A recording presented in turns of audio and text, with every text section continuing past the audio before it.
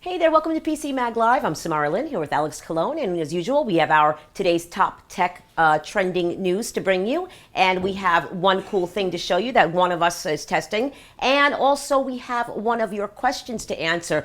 But before we get started, just a quick note. Today's show is brought to you by our friends at Tech Bargains. The Tech Bargains deal of the day comes from the folks at Tiger Direct.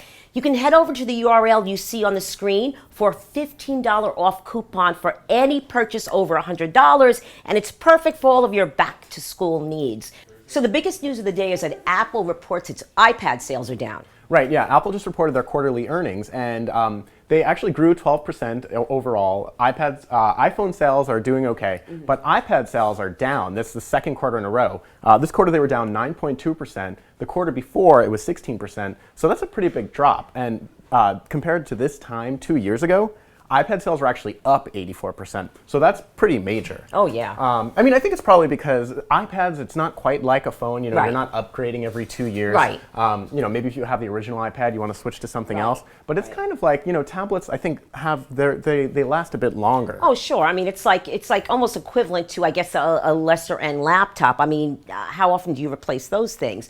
And what's interesting is with this falls on the heels of this IBM Apple deal everyone talked about last week, and investors are hoping that partnership will sort of help iPad sales. But again, and I wrote about this, I still think that is a much more high-end enterprise market. I don't know if it's going to have that much of an effect on getting iPad in all of business, but I guess we'll see.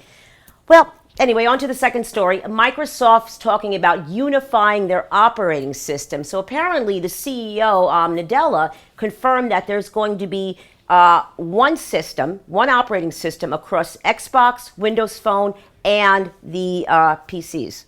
Yeah, that's kind of interesting because then that means developers, if you're developing an app or a game, it will work across every platform, which has to, I would imagine, be it's a big incentive. Oh, absolutely. And there's a lot of speculation whether this means that we're just going to have one Windows operating system. But what's interesting is Nadella said that it's going to be with the 3 existing Windows operating systems, but he also announced that they scrapped the Surface Mini, which runs Windows RT. So essentially that just means they got rid of Windows RT and they're keeping everything else.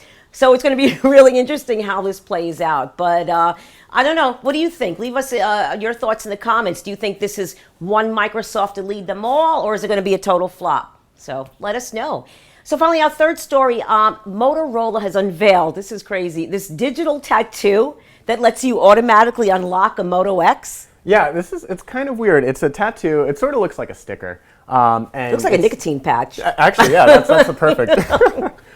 But you attach it to your wrist. It stays on for 5 days, and it uses NFC. So whenever you have your phone, you tap it to the sticker, and your phone will automatically unlock.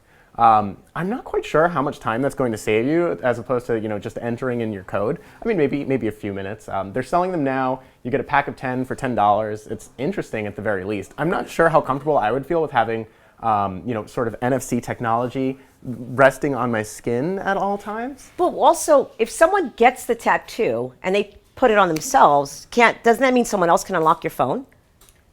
So like if you had one of my tattoos? Yeah, like if someone swipes, I mean, aren't there some security implications? I don't know. But again, I guess it's one of those things where if you have the technology, why not? All right, now we're going to answer one of your questions. Today's question comes from a commenter who asks, how do you connect to the 5 gigahertz band? My laptop only finds the 2.4 gigahertz band. My tablet is connected to 5 gigahertz, but my receiver and Blu-ray player are not sure since those are wired. That's a really good question. And a lot of times when we write these reviews that have dual bands devices, we kind of assume that people know how to do that. But actually, a lot of routers, when you get them shipped to you, they're dual band, but both bands have the same SSID. They have the same network name. So the 2 bands act as one network. So you really can't pick and choose which device to put to which network. And of course, your devices that do high definition video streaming, anything that's any throughput intensive, you want to use that 5 gigahertz band. It has shorter range, but it's a broader band. It's more robust. You're going to get faster speeds.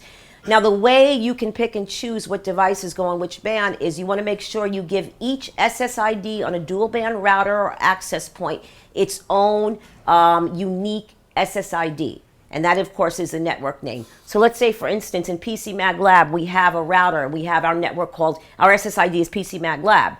We would name the 2.4 gigahertz band just PCMag Lab, and you would designate the 5 gigahertz band with PCMag Lab, let's say _5. That way, any devices that you use for HD video streaming, you can connect to that PCMag Lab 5 network. And if you have a laptop that's just web browsing or email, you can just connect it to the 2.4 gigahertz network. And that is how you pick and choose which devices go to which band. Cool. And now we are going to show you one cool thing from Yes. the PCMag Labs. Yes. And today's cool thing, our review just published, it is the Amazon Fire Phone. Ooh. This is Amazon's first foray into the smartphone world. And I don't know if it'll show up on screen, but there's actually a camera in every corner of the display, so that when you tilt the phone, the image on screen actually tilts with you. It's really just sort of a gimmick. It's put to use, good use sometimes when you're trying to look up a business and you tilt it one way and you'll see a Yelp rating. But in general, you could really look at this phone sort of as a gigantic buy now button for Amazon. Really, the whole purpose of it is to use your phone and identify things that you see and get you to buy them on Amazon. So if you love Amazon and you buy everything from Amazon and you just want a tool that makes it easier, this phone will work for you. But because of the fact that it ultimately runs on Android, we feel that when you just buy a regular Android phone, you're getting a lot more apps. Here, you're just getting the selection that work on the phone. So it's a bit of a mixed bag. We gave it 3.5 stars. Our review is up now, but it is pretty interesting. So if you're not a big, deeply steeped in the Amazon ecosystem, do you think it's worth it? Probably not. There you go. Yeah. See? Always get honesty from us. Anyway, thank you so much for joining us. Have a wonderful day, and I'll come back for our show tomorrow.